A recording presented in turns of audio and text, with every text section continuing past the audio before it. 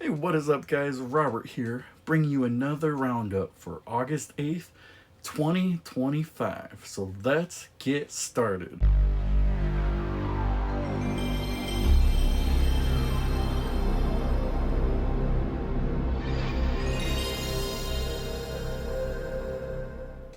Everyone, here's a quick heads up for all you PlayStation subscribers out there.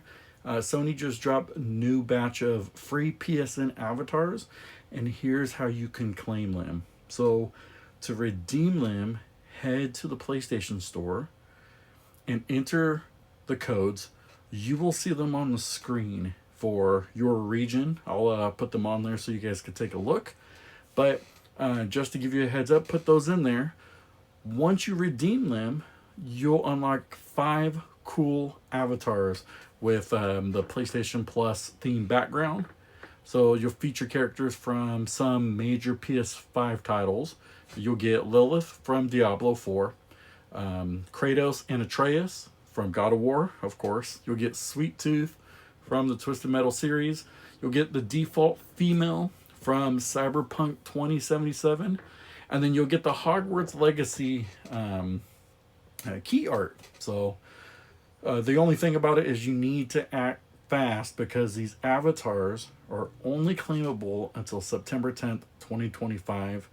And of course, you must be a PS Plus members to redeem them. So jumping into our next story, I have exciting news if you are a fan of RPGs. Now, Sacred 2 Fallen Angel is officially coming to PS5 this year as announced by THQ Nordic. This is going to be the definitive edition, and it's packed with all the original expansions and updates from everything from the base game to the DLC. So what is included is the visuals are getting a serious refresh. Expect high resolution, improved lighting, enhanced draw distance, and the open world combat that you love. Combat's going to feel smoother and more responsive, and it's paired with a modern UI and full of support, bringing comfort, precision to today's standards.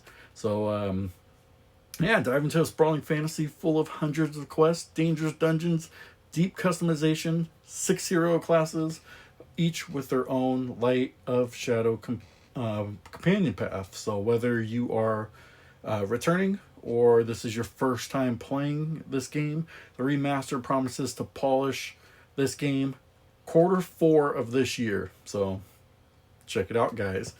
And our next story talks about Xbox is going to be more powerful than PS6.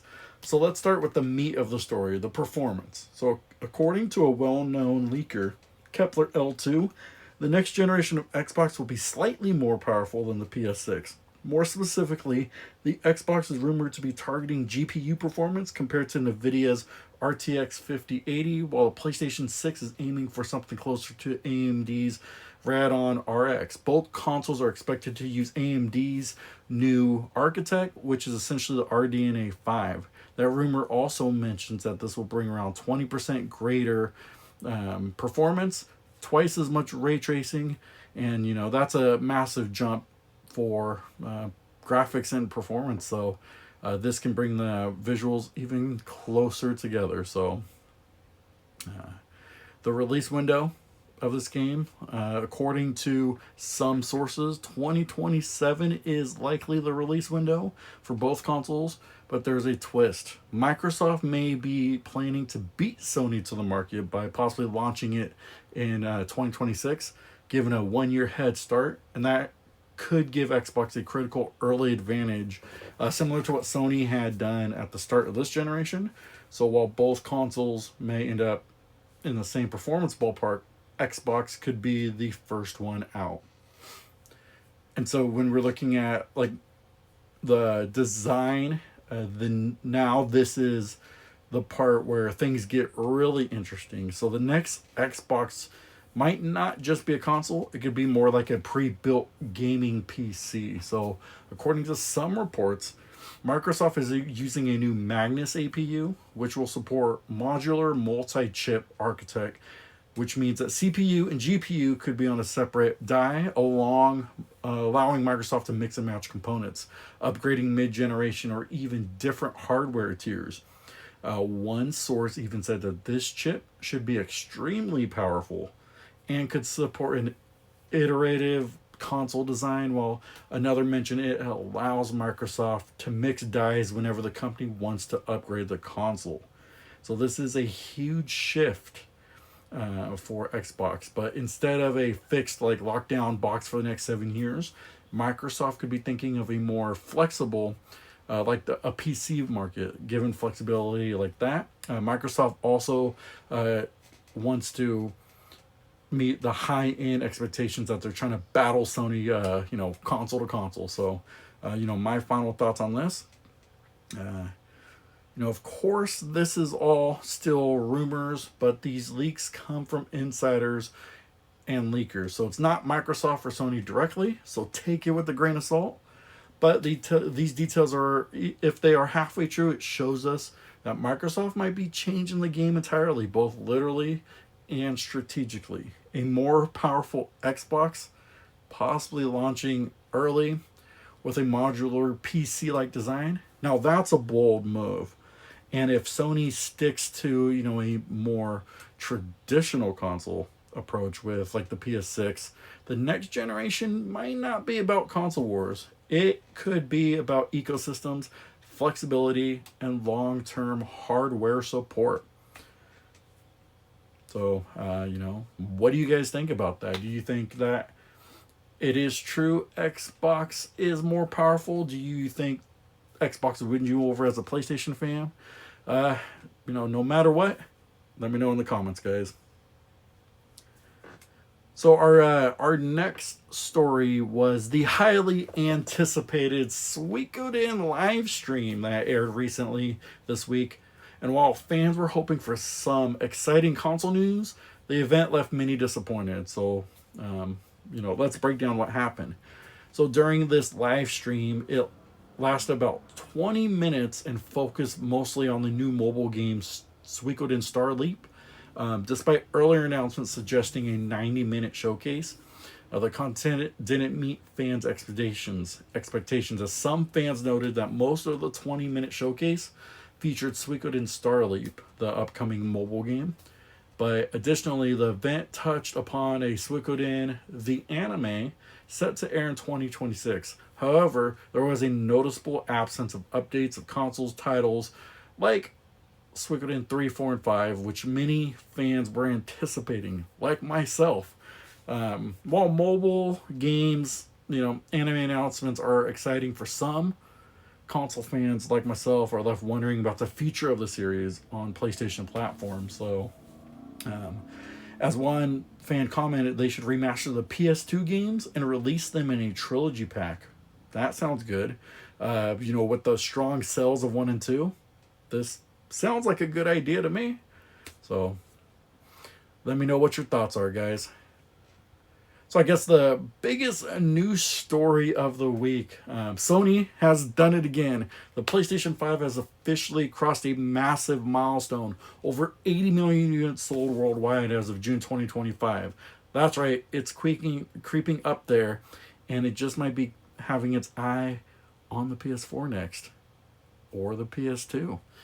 But, according to the latest financial report from Sony, the PS5 has now shipped 80.3 million units globally, with 2.5 million units in just the last quarter alone. So that's a strong showing as we head up into the holidays.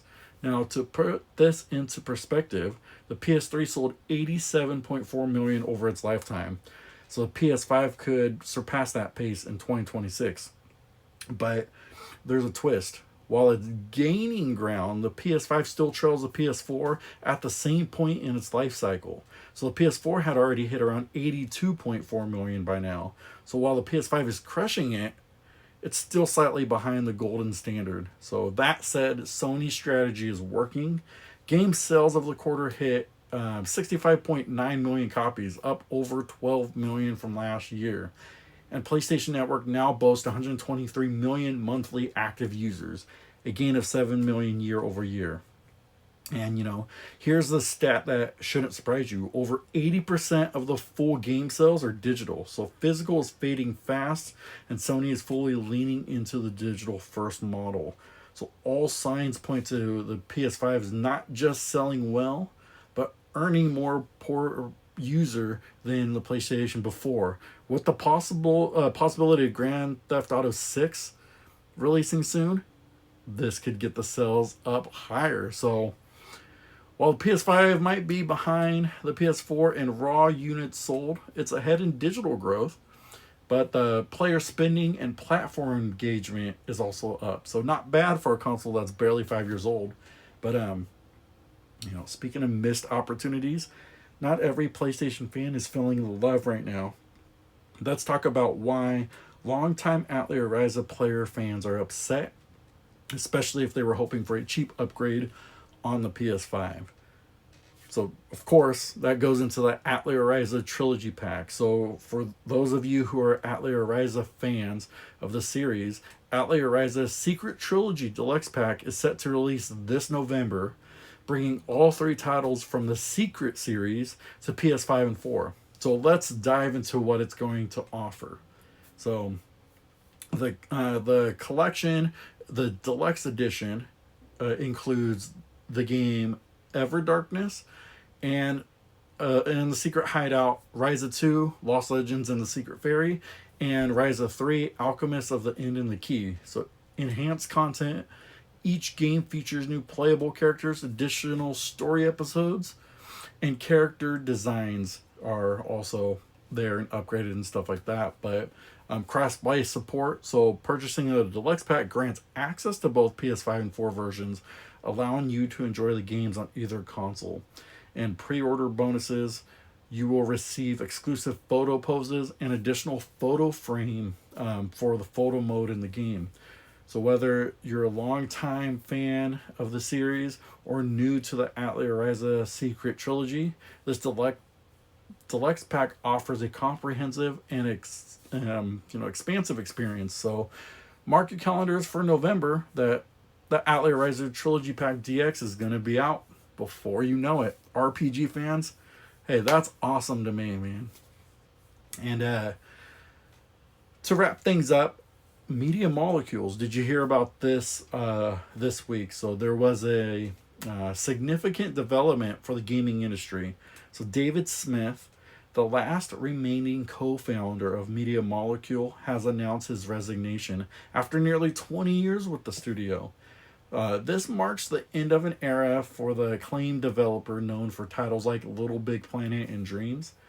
But Smith's departure follows a series of changes within the studio. Earlier this year, co-founder Kareem Attorney, I don't know how you say his name, but he left the company in 2023, and Mark Healy, the director of Dreams, also resigned. So these departures have led to speculation about the future direction of Media Molecule.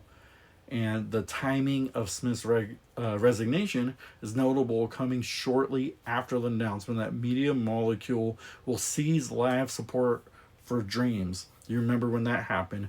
And while the game remained online for the community, no further updates were for that game. So you started to see kind of Media Molecules falling after Dreams started closing, and users and fans were upset about that. But as Media Molecule transitions to a new phase, fans of the industry observers are eager to see what the direction of the studio will take, with a new creative director at the helm and a commitment to exploring fresh new ideas. So the future remains an exciting prospect, and could be good news for them.